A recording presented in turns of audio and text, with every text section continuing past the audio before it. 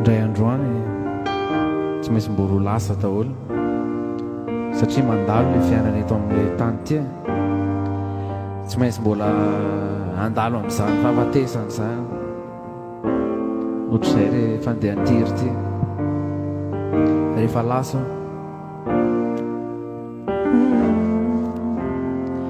etoa mbola afaka miaina sy miriary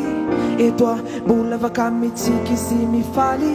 mbola makamamy ny fiainana za hita fa tena tsisy fady ndray aman-dreny amin'ny akavanana tena andefy mandroko eto amin'ny akavy brother and sister mbola toapoko sanatry ray fanary reo namana sy tabaka tsy adino hatramin'izay mbola tena mifankaty aravina ny fiainako atao teny tokana mbola tena mamy tsy mauvais jamais malef on earth is joli fa rehefa lasa ho aza sina tomany rehefa lasa ho aza sina lahelo aleo za andefa efa tonga ny lelo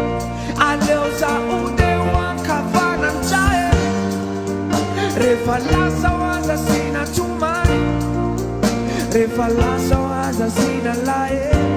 aleo za andefa efa tonga ny lelo aleo za ode ho ankavananjae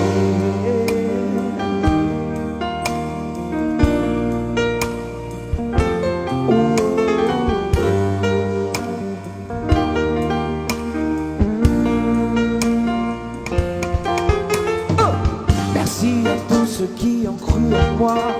ceux qui sont restés à mes côtés durant tous les combats.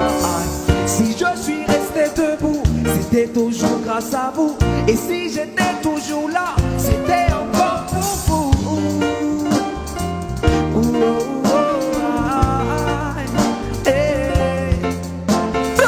Quand je partirai, Zawande,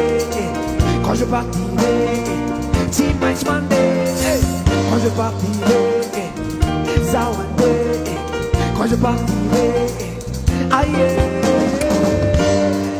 fare falasa waza sina tumani, re falasa waza sina lae, aloza andefa efa tunga nilera, aloza udewa kavana njae, re falasa waza sina tumani. Rehefa lasa ho aza sina lae aleo za andefa efa tonga ny lera aleo za ode ho ankavananjae